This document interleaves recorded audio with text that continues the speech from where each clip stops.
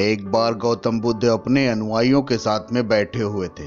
कुछ देर समागम करने के बाद जब वो चलने लगे तो उनके पास एक शराबी व्यक्ति आया और कहने लगा, भगवान, मैं आपसे आग्रह करता हूँ कि मेरे द्वारा पकड़े गए नशा को छुड़ाने का कोई उपाय बताएं। गौतम बुद्ध मुस्कुराए और कहने लगे, आपको कुछ दूर मेरे साथ चलना पड़ेगा। वो व्यक्ति तैयार हो गया। कुछ दूर चलने के बाद गौतम बुद्ध एक पेड़ के नीचे विश्राम के लिए बैठ गए। विश्राम कर लेने के उपरांत जब वो चलने लगे तो वो वृक्ष की जड़ को पकड़ लिया और कहने लगे, भाई मुझे छोड़ो, मैं आपसे आग्रह करता हूँ, मुझे छोड़ दे। फिर कभी इस रास्ते से गुजरना होगा तो मैं आपके छांव में जरूर कुछ समय बिताऊंगा। ये सब बातें वो शराबी सुन रहा था। जब उससे रहा नहीं गया तो वो बोल पड़ा, भगवान, जड़ को आपने पकड़ा है, ना कि उसने आपको पकड़ा है।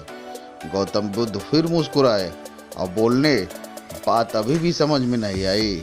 नशे को तुमने पकड़ा है या नशे ने तुमको पकड़ा है? तुम जब चाहो तब उसे छोड़ सकते हो, बस एक दृढ़ निश्चय होना चाहिए। वो व्यक्ति समझ गया और उनकी चरणों में गिर पड़ा। गौतम बुद्ध उसे उठाते हैं और अपने सीने से लगा लेते हैं।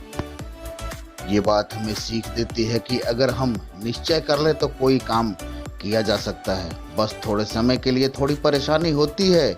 इसलिए कहते हैं, मत सोच तेरा सपना पूरा क्यों नहीं होता। हिम्मत वालों का इरादा कभी अधूरा नहीं होता।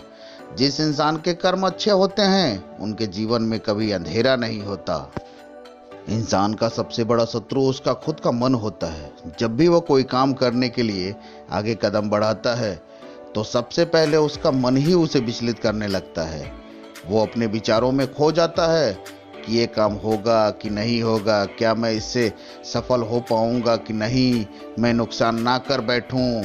नेगेटिव विचार उसके मन को घेर लेते हैं और वो चाहकर भी कोई काम नहीं कर पाता। इसलिए सदैव सकारात्मक ही सोचें। किसी कार्य को करने में कठिनाई आती है तो योजना बनाएं और 100% अपना योगदान दें। किसी ने सच ही कहा है, सफलता हर मुश्किलों के पार ही मिलती है। आपने कोहरे को देखा होगा, जब आप खड़े होते हो तो दूर दूर तक कोहरा ही नजर आता है और जब चलना शुरू कर देते हैं तो रास्ते दिखना शुरू हो जाते हैं और अंत में आप अपने मंजिल तक पहुंच जाते हैं। अगर आप खड़ा रहते तो कोहरा आपको रास्ता दिखाता नहीं। आपने चलना शुरू किया, रास्ता खुद दिखने लगा। और अंत में मैं यही कहूँगा कि अगर खुद पे भरोसा हो तो माउंट एवरेस्ट पे भी पहुंचा जा सकता है। एक बार निकोलस से पूछा गया, आपने इतने खतरनाक एल्पस पर्वत को कैसे पार किया? तो उन्होंने जवाब दिया, मुझे खुद पे विश्वास था कि ये काम मैं कर लूँगा और मैंने किया भी।